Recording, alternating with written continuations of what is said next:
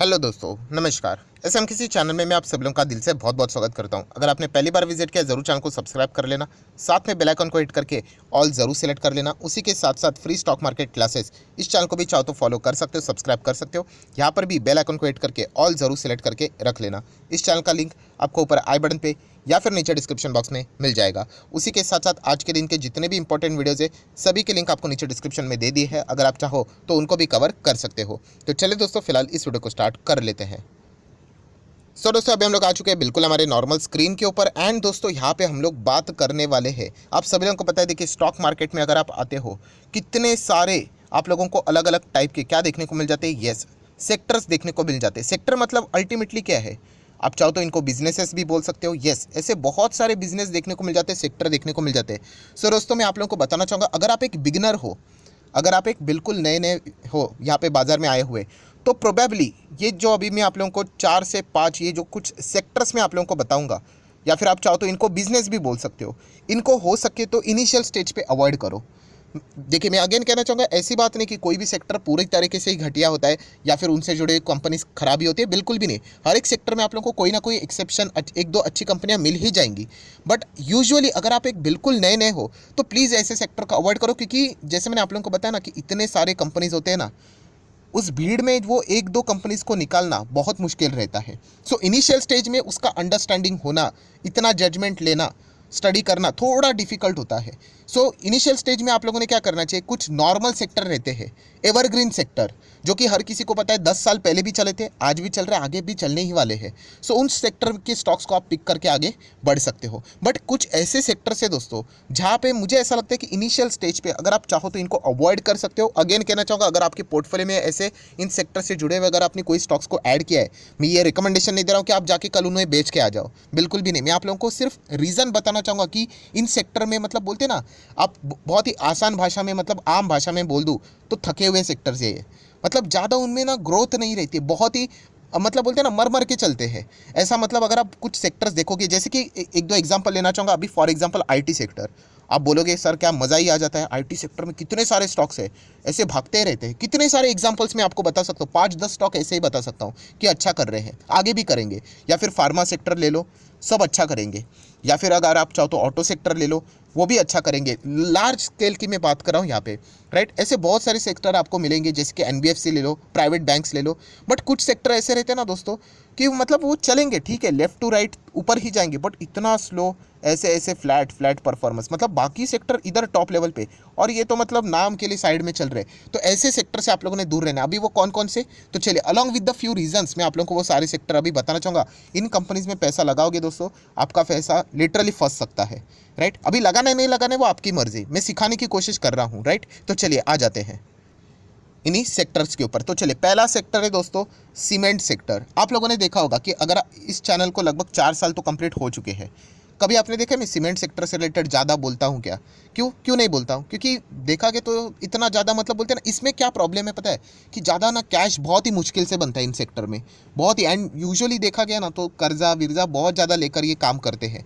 हम लोग क्या करते हैं, अरे सर इतना ज़्यादा बिल्डिंग हो रहा है, डेवलपमेंट हो रहा है, इंफ्रास्ट्रक्चर बिल्ड हो रहा है, यहाँ पे ब्रिज बन रहा है, यहाँ पे रोड्स बन रहे हैं, तो सीमेंट की तो ज़रूरत होगी। तो बहुत सारे लोग क्या करते थे, ये नॉर्मल अंडरस्टैंडिंग के चलते सीमेंट स्टॉक्स खरीद लेते हैं। सो यूजुअली दोस्तों सीमेंट स्टॉक्स में इतनी जान नहीं है। आप चेक कर लेना, सीमेंट स्टॉक के टॉप 5 पिक भी अगर आप चेक कर लोगे, बहुत ही स्लो चलते हैं, मज़ा ही नहीं आता है। मतलब मैं इन्वेस्टमेंट के हिसाब से बात कर रहा हूँ, ट्रेडिंग का बेट अलग होता है।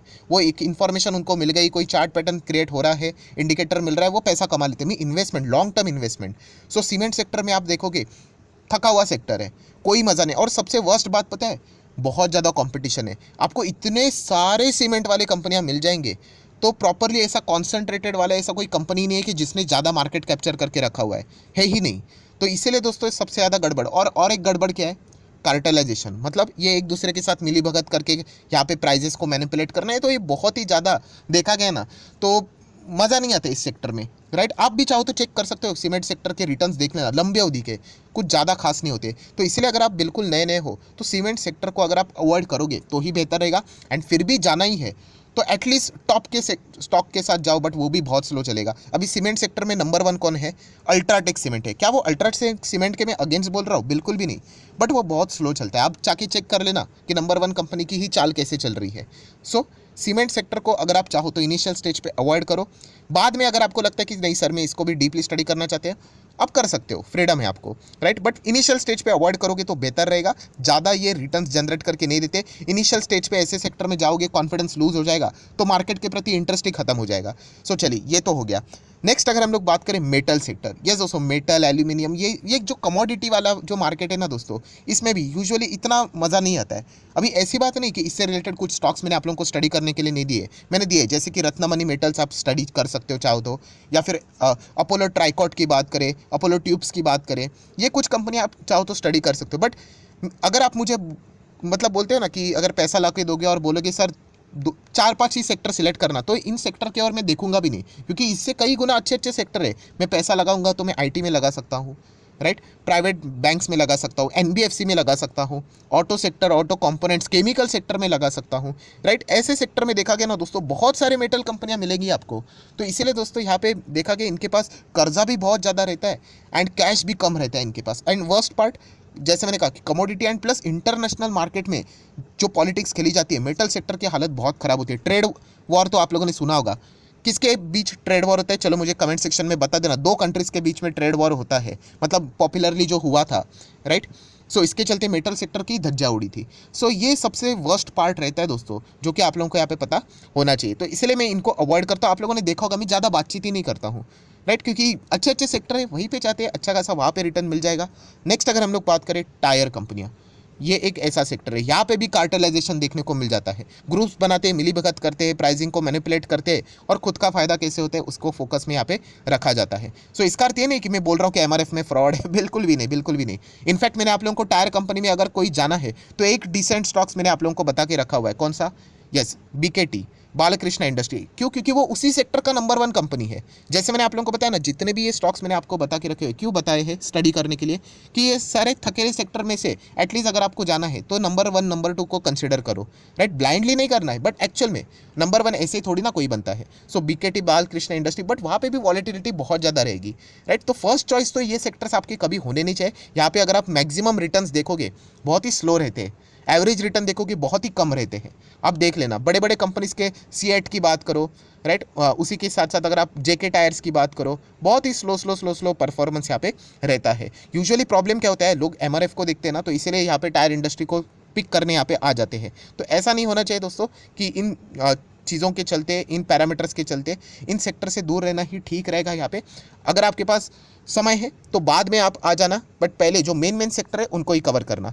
देन अगर हम लोग बात करें दोस्तों तो मीडिया सेक्टर, अभी मीडिया में भी बहुत सारी चीज़ें देखने को यहाँ पे मिल जाती है। न्यूज़ चैनल्स रहते हैं, टेलीविजन्स रहते हैं, रेडियो रहता है, कुछ ज़्यादा दम नहीं है दोस्तों। अभी मीडिया सेक्टर में कौन अच्छा करता है? वैसे पीवीआर अच्छा करता है, मल्टीप्लेक्सेस, मूवीज़ देखने वाले। एंड आइनॉक्स जो था अभी उनका मर्जर हो रहा है, तो वो केवल एक ही है। बाकी अगर देखा गया ना, कुछ एवरेज इतना ज़्यादा अच्छा परफॉर्मेंस नहीं मिल रहा है, राइट। एक जी एंटरटेनमेंट भी था थोड़ी देर पहले, बट वो भी अभी बाद में हम लोगों ने देख लिया, कुछ मज़ा ही नहीं, वहाँ पे भी बहुत ज़्यादा अप्स एंड डाउन्स चलते रहते हैं। सो मीडिया सेक्टर भी अगर आप चेक करोगे कुछ इतना खास नहीं है, सभी के सभी स्टॉक्स ऐसे थके हुए हैं, बहुत ही पिटाई हम लोग को देखने को यहाँ पे मिल जाती है। तो इसीलिए मीडिया सेक्टर को भी अगर आप चाहो तो अवॉइड यहाँ पे कर सकते हो। अगेन कहना चाहूँगा, इसका अर्थ ये नहीं पीवीआर आइनॉक्स खराब है करके, वही थोड़ा बहुत है उनमें जान है, बाकी अगर देखा गया तो इतना कुछ खास परफॉर्मेंस नहीं चल रहा है। देन अगर हम लोग बात करें पीएसबी मतलब पब्लिक सेक्टर बैंक की मैं बात कर रहा हूँ। यस दोस्तों, सरकारी कंपनियां भी बाकी देखा गया ना, जितने भी सरकारी कंपनीज है उनमें इतना ज़्यादा दम ही नहीं है। बहुत ही गिने चुने कुछ कंपनीज है, एंड वो भी अच्छा बिजनेस है। वहाँ पे भी सरकार के डिसीजन ऐसे है कि वहाँ पे मतलब अच्छा, मतलब बोलते हैं ना वो सोने की अंडे देने वाली मुर्गी, वो सरकार के पास है, एंड उसकी भी वो कभी बैंड बजा दे, गॉड नोज। सो इसीलिए सरकारी स्टॉक्स में आप लोगों ने संभल कर रहना चाहिए, इतना मैं कहना चाहूँगा। अभी पब्लिक सेक्टर बैंक क्या हालत है आप देख सकते हो, अनाप शनाप किसको भी लोन देके रखते हैं, बाद में वो पैसा आता नहीं। जितने भी बड़े फ्रॉड होते हैं लिस्ट निकाल कर देख लेना, ऐसा नहीं प्राइवेट बैंक भी रहेंगे, बट कितना कम एक्सपोजर रहता है। एंड सरकारी बैंक्स क्यों, 1-2 लोगों को फिट करके आराम से यहाँ पे लोन लिया करते थे। तो ये गड़बड़ी होती है, इसलिए पब्लिक सेक्टर बैंक में जाने का नहीं। अगर आप जाओगे किसी सरकारी बैंक्स में जाओगे, देखोगे अरे कितना बड़ा 4 मंजिली ऑफिस है एंड इसके चलते आप इन्वेस्ट करोगे तो हो गया काम फिर, राइट। ऐसा इमोशनल होके यहाँ पे डिसीजन नहीं लेना होता है। ये मैं इसीलिए बोल रहा हूँ क्योंकि कमेंट सेक्शन में ऐसी चीज़ें बोली जाती है, सर इतना बड़ा प्रॉपर्टी ऑफिस है, अरे ऐसा नहीं, बिजनेस ही तो देखो, बिजनेस तो कुछ है ही नहीं इनका। तो इसीलिए सरकारी बैंक्स में भी अगर आप जाओगे तो बहुत ही ज़्यादा रिस्की है दोस्तों। बस मैं इतना ही कहना चाहूँगा, हालत तो आप लोगों ने यहाँ पे देखे रखी हो। वैल्यूएशन बहुत कमाल का है, ये न्यूज़ चैनल के ऊपर बोलते रहते वैल्यूएशन, नो डाउट वैल्यूएशन कमाल का है, बट वो वैल्यूएशन इतना आया क्यों नीचे, उसके पीछे का रीज़न कौन आइडेंटिफाई करेगा। तो ये सबसे बड़ी गड़बड़ है जो कि आप लोगों को पता है यहाँ पे होना चाहिए। देन पावर सेक्टर, यस मैं रिपीट कर रहा हूँ, पावर सेक्टर ये मतलब देखा गया तो इसमें कोई बुरी बात नहीं, बहुत ही जेन्युइन प्योर मतलब बोलते हैं ना अच्छा सवाल है कि सर पावर का इस्तेमाल तो हमारे घर में लगता ही लगता है, तो पावर वाली कंपनियां तो खरीदेंगे। तो दोस्तों बिल्कुल भी नहीं, क्यों? क्योंकि इसमें सरकार के रेगुलेशन से सरकार का इन्वॉल्वमेंट है। पावर आप लोगों को बिजली देना ये सरकार का मतलब बोलते हैं ना बेसिक काम है। इसमें जो कंपनी है वो मनमानी नहीं कर सकते कि चलो मैं आज से बिल इतना बढ़ा दूंगा, नहीं नहीं हो सकता है। कुछ यूनिट्स रहते हैं उतना ही वो चार्ज कर सकते हैं, इसीलिए पावर कंपनियां घाटे में चलती है। आप लोगों ने देखा टाटा पावर का चार्ट 2008 से 12 साल से वो नीचे था। आपको पता है वो आज क्यों भागा है?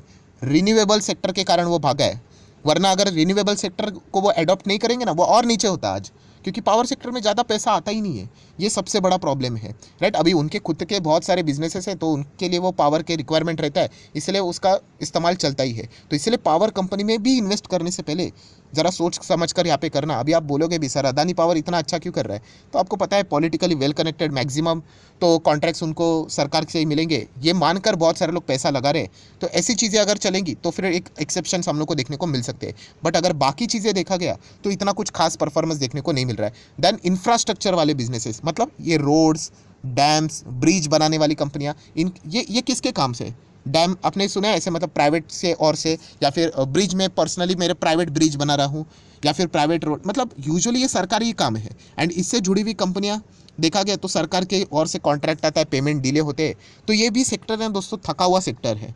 मैं अगेन कहना चाहूँगा, इसका अर्थ ये नहीं कि मैं खराब बोल रहा हूँ इन सेक्टर को। अगर इनमें जाना है तो बाद में आप इनके बारे में सोच सकते हो, पहले अच्छे सेक्टर्स के बारे में सोचो, बाद में इन सेक्टर्स के बारे में। यहाँ पे बहुत रिस्क है, इसमें स्टॉक सिलेक्शन बहुत मुश्किल रहता है, कभी क्या हो जाए किसी को नहीं पता। तो इसलिए कहना चाहूँगा कि संभल कर आप लोगों ने चलना चाहिए। सो अगर आप बिगिनर हो तो थोड़ा सा मतलब ज़्यादा स्टडी करके आप लोगों ने डिसीजन यहाँ पे लेने चाहिए। सो आशा करता हूँ आप लोगों को इस वीडियो से भी कुछ चीज़ें सीखने को मिली होगी, क्या खरीदना है उसी के साथ साथ क्या अवॉइड करना है ये भी इंपॉर्टेंट रहता है। तो आशा करता हूँ आप लोगों को समझ में यहाँ पे आया होगा। सो उसी के साथ साथ अगर आपने अभी तक डीमैट अकाउंट ओपन नहीं किया, लिंक नीचे डिस्क्रिप्शन बॉक्स में 25 वीडियो की लिस्ट आपको बिल्कुल फ्री ऑफ कॉस्ट मिलेगी। आपका नाम कौन सा अकाउंट आपने ओपन किया लिंक के थ्रू ये भी कमेंट सेक्शन में बता देना, तो हफ्ते भर के अंदर आप लोगों को सारे वीडियोस यहाँ पे प्रोवाइड किए जाएंगे। उसी के साथ साथ अगर आपको ये वीडियो भी अच्छा लगे, एफर्ट्स अच्छे लगे, तो आप चाहो तो इस वीडियो को लाइक एंड शेयर भी यहाँ पे कर सकते हो। So that's it, thank you very much दोस्तों, we will be meeting our next video. तब तक के लिए बाय बाय।